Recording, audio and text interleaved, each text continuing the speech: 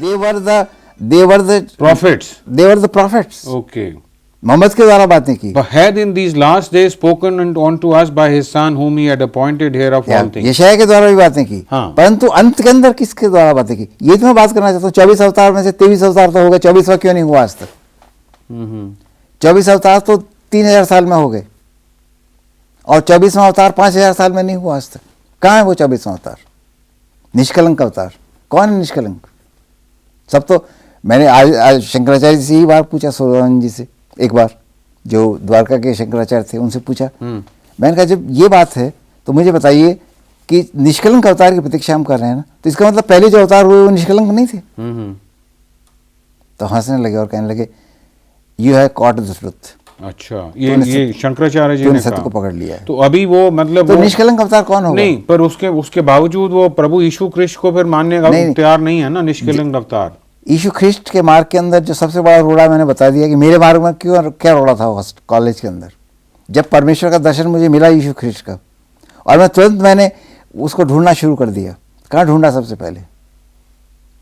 अगर मैं कहता हूँ, अगर मैंने कहा है कि मैंने शराब पी है, दृष्टांत के तौर पे मैंने शराब पी है, या मैं कसरत करता हूँ, पहलवान हूँ, मैं जिम्नास्टिक करता हूँ, तो मेरी मसल्स के अंदर वो पावर नजर आनी चाहिए ना. अगर मैं कहता हूँ कि मैंने शराब पी है, तो वो शराब का नशा मेरे हाव भावों से नजर आना चाहिए ना. तो कोई कहता है कि मैं मसीही हूँ, मैंने परमेश्वर को जान लिया है, मैंने परमेश्वर को प्राप्त कर लिया मसीह यीशु के अंदर, मेरा उद्धार हो गया है, तो क्या उसके जीवन में उद्धार दिखना नहीं चाहिए? वो दिखता कहाँ है?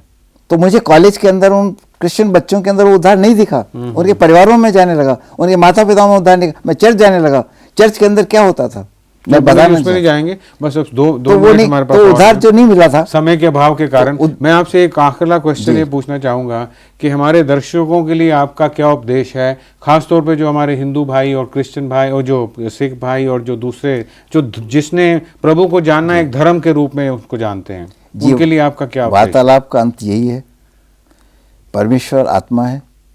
मैं चाहूंगा कि आप उधर देखिए, उस तरफ परमेश्वर को प्रभु देखिए ना. मत्ती यूहन्ना का सुसमाचार 17 अध्याय 1 पद खोलिए कृपा करके, उसका उत्तर मिल जाएगा.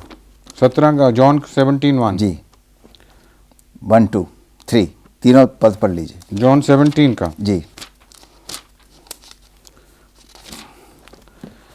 These words spoke Lord Jesus and lifted up his eyes to heaven and said, Father, the hour is come, glorify thy Son, and thy Son also may glorify thee.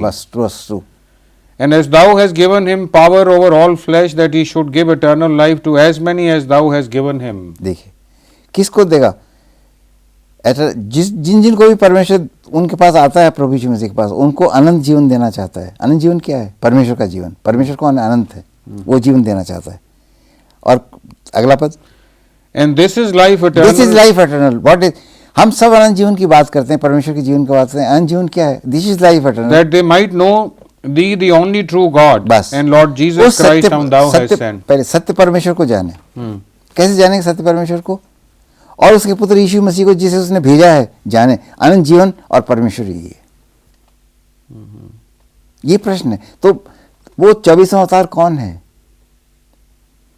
प्रभु यीशु मसीह. आमीन. तो मैं कृष्ण से बात करना चाहता हूँ, हिंदू भाइयों से बात करना चाहता हूँ. संसार में जहाँ कहीं मनुष्य है, उधर कैमरे की तरफ जहाँ मनुष्य है, मैं उनसे बात करना चाहता हूँ. और वो बात ये है कि उद्धार और कहीं नहीं, अनंत जीवन और कहीं नहीं, परमेश्वर का प्यार कहीं नहीं मिलेगा, परमेश्वर की क्षमा कहीं नहीं मिलेगी. अगर शांति चाहिए इस संसार के अंदर, जब मृत्यु चारों तरफ से घेरे हुए है, दुख चारों तरफ से घेरे हुए है, संसार नाश होने के कगार पे खड़ा हुआ है, ऐसे में शांति कहाँ मिलेगी? केवल अनंत जीवन का आंसर है प्रभु यीशु मसीह. और प्रभु यीशु मसीह के पास क्रिश्चियन बनने से नहीं है, प्रभु यीशु मसीह के जीवन को प्राप्त करना. आपने पहले ही कहा कि कोई धर्म नहीं है, ये एक बिल्कुल नहीं, लिविंग गॉड से एक रिलेशनशिप है. परमेश्वर के जीवन को प्राप्त करने का मतलब यीशु ख्रिस्ट में से होकर के, उसके स्वरूप में प्रवेश करके, उस आनंद में प्रवेश करके, उसकी क्षमा को प्राप्त करके परमेश्वर के जीवन से एक हो जाना. और ये जीवन का परिवर्तन है. इसीलिए प्रभु यीशु मसीह को ग्रहण करने का मतलब धार्मिक होना नहीं है, जीवन परिवर्तन है.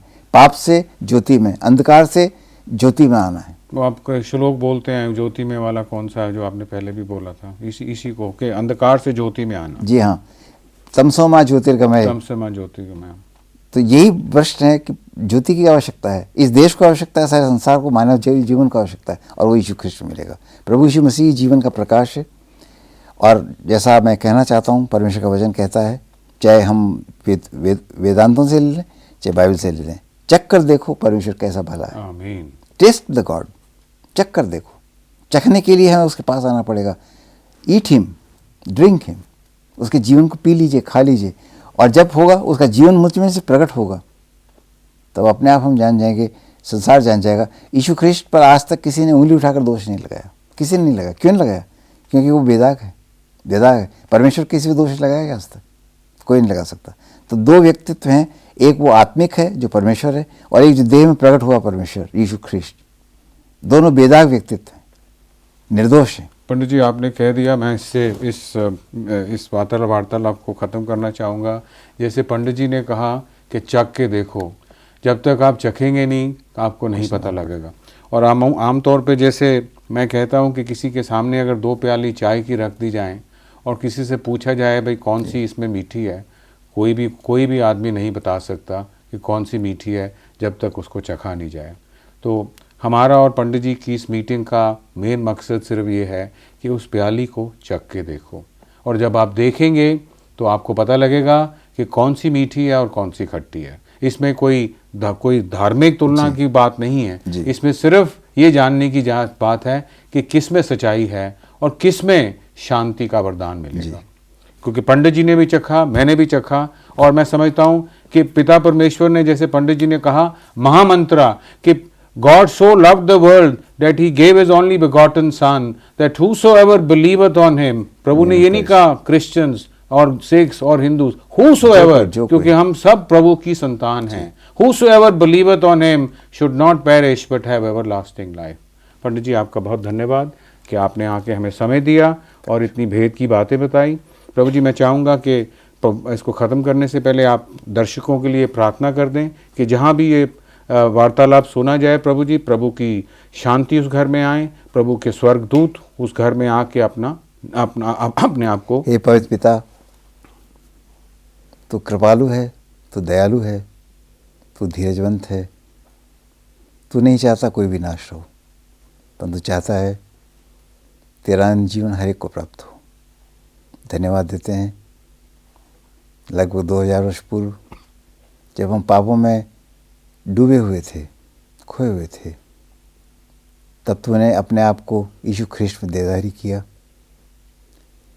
और हमारे बीच आकर के दुख सुख भोगी मनुष्य बनकर, हे पवित्र पिता, तूने मानव जीवन के अंदर होकर के हमारे पापों को अपने ऊपर उठा लिया।